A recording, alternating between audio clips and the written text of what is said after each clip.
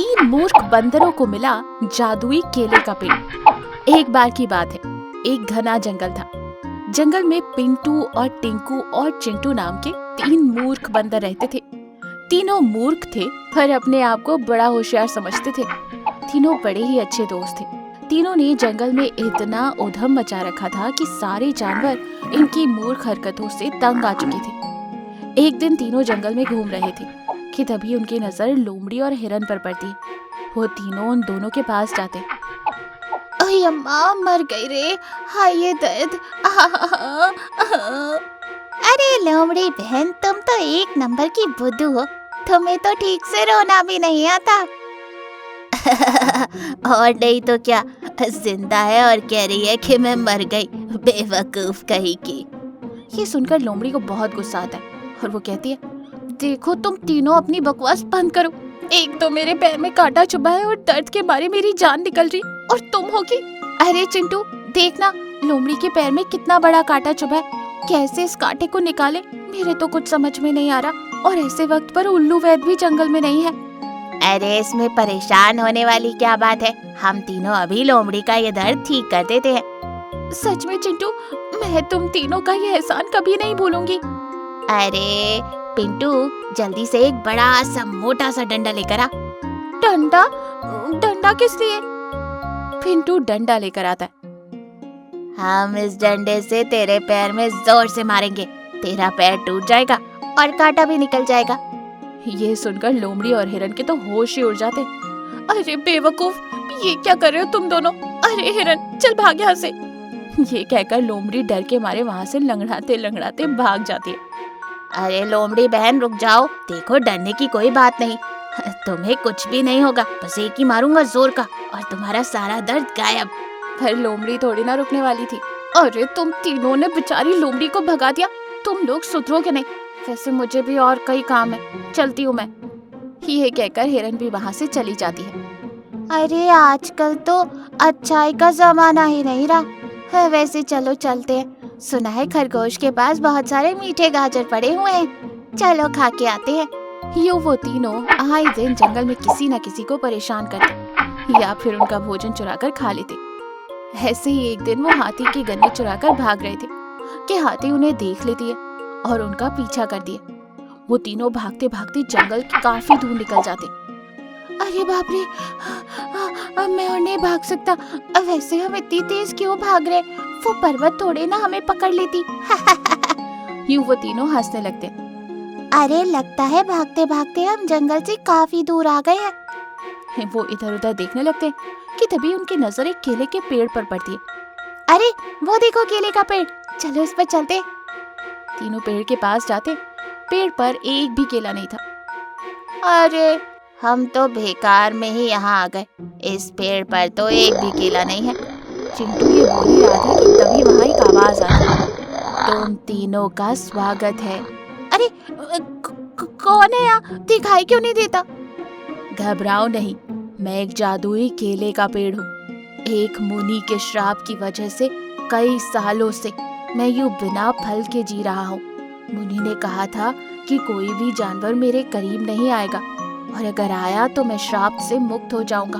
तुम तीनों मेरे पहले जानवर हो जो मेरे करीब आए और मुझे इस श्राप से मुक्त कर दिया।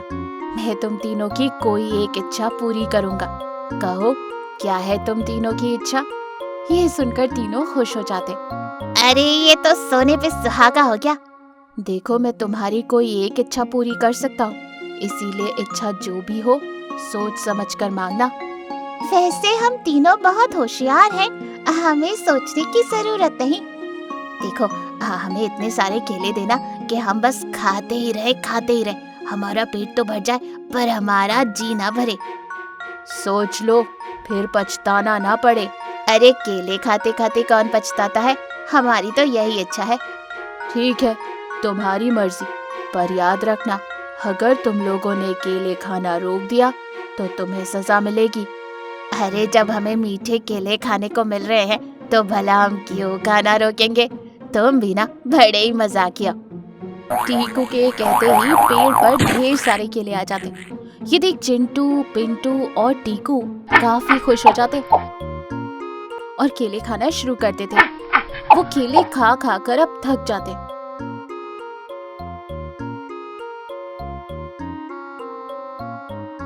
अरे बाप रे, मेरा तो पेट ही भर गया, अब मैं और नहीं खा सकता। चिंटू के कहते ही उसके सर पर जोर से कोई मार देता। अरे क्यों मारे मुझे? अरे हमने नहीं मारा तुझे, वैसे मेरा पेट भी भर गया, अब मैं और नहीं खा सकता। टिंकू के सर पर भी जोर के कोई मार देता। अरे चिंटू, मैंने कहा था ना कि हमने तुझे नहीं मारा, फिर तू मुझे क्यों मार रहा है? अरे मैंने तुम्हें नहीं मारा। मैंने मारा है। मैंने कहा था ना कि अगर तुम लोगों ने केले खाना बंद किया तो तुम्हें सजा मिलेगी। चलो खाना शुरू करो। अरे ये क्या मुसीबत है, हमें छोड़ दो, हमारा पेट फट जाएगा। अरे टिंकू पिंकू चलो भागो यहाँ से। अरे सिर्फ कहानियों में सुना था कि खिला खिला कर भी मारा जा सकता है, और आज देख भी लिया। भागो यहाँ से। तीनों ने इतने सारे केले खाए थे कि वो भाग भी नहीं पा रहे थे। जादुई पेड़ उन्हें धड़ाम धड़ाम से मार रहा था और इसलिए वो तीनों मूर्ख बंदर बिना पीछे मुड़े ही वहां से भाग जाते हैं। दो मूर्ख बंदर। एक समय की बात है, घने जंगल के बीचों बीच कोको और मीको नाम के दो बंदर रहते थे। वो अपनी शरारती हरकतों से और कम प्रतिभाशाली बुद्धि के लिए प्रसिद्ध थे। बुद्धि के कमी के बावजूद वे सबसे अच्छे दोस्त और दोनों अपने हर अपराध में भागीदार रहते थे।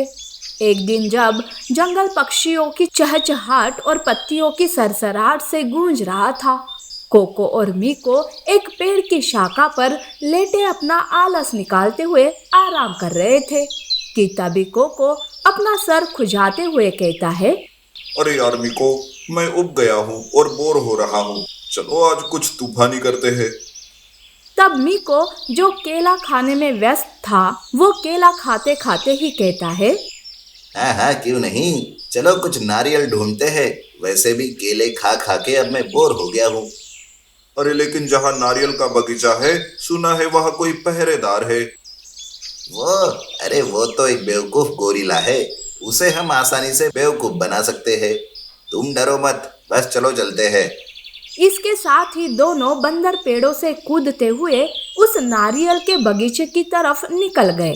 थोड़ी देर में वो पहुंचते ही उनकी नजर नारियल के बगीचे पर पड़ी, जहां दोनों ने नारियल का एक बड़ा सा ढेर देखा, जिसे देखकर कोको कहता है, जैकपॉट लग गया आज तो, वो देख सामने।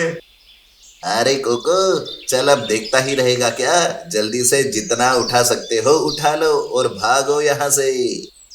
दोनों ने अपनी अपनी बाहों में नारियल भरना शुरू कर दिया और बच्चों की तरह खिलखिलाने लगे। लेकिन तभी अचानक से उनके पीछे से एक कर्कश आवाज गूंजी, अरे ओ, कौन हो तुम दोनों, और तुम्हें क्या लगता है कि तुम क्या कर रहे हो? आवाज के सुनते ही कोको थर-थर कांपने लगा, जिसे देख मीको कहता है, अरे कोको तू डर मत, मैंने कहा था ना तुझे कि यहाँ एक बेवकूफ सा गोरिल्ला पहरेदारी करता है और उससे डरने की कोई जरूरत नहीं है, अभी उसे देखते हैं। ये सुनकर कोको और मीको दोनों पीछे मुड़ते हैं तो वो देखते हैं कि वहाँ कोई गोरिल्ला नहीं बल्कि एक खूंखार शेर खड़ा था, जिसे देखकर दोनों कांपने लगे। तब कोको कहता है, अरे मीको, आजकल तू शेर को ही गोरिल्ला समझने लगा है क्या?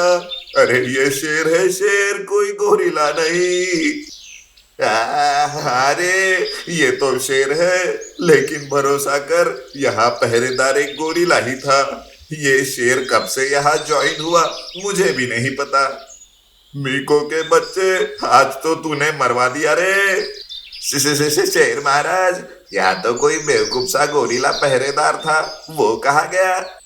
ये सुनते ही शेर जोर से दहाड़ मारकर कहने लगा, खबरदार जो उन्हें बेवकूफ कहा, वो तो मेरे मालिक है, पहरेदार तो मैं हूँ यहाँ पे। कोको मीको की तरफ देखकर कहता है, हाँ, अच्छा, तो शेर पहरेदार है मीको, समझे, और गोरिल्ला तो मालिक है, मालिक। तभी धीरे धीरे शेर दोनों की तरफ बढ़ने लगा। कोको कहता है, हाँ, हम बस ये नारियल उधार ले रहे हैं। उधार ले रहे हैं। ठीक है, लेकिन इसके पैसे लगेंगे। तभी मीको ने कोको से फुसफुसा कर कहा। अबे कोको, ये शेर आखिर इन पैसों का क्या करेगा? लेकिन शेर ने ये बात सुन ली। अरे, उन पैसों से मैं गोटियां खेलूंगा, तुझे क्या करना है? चल पैसा निकाल, वरना। शेर महाराज, हमारे पास तो पैसे नहीं है। तब शेर जोर से चिल्लाते हुए, क्या कहा? पैसे नहीं है? अरे मिको, अब ये हम दोनों को मार डालेगा और कच्चा चबा जाएगा। दोनों अपना चेहरा हाथ से छुपा लेते हैं, लेकिन तभी शेर शांत होकर कहता है, अच्छा, तो कोई बात नहीं है, लेकिन ऐसे में आपको एक काम करना होगा। काम?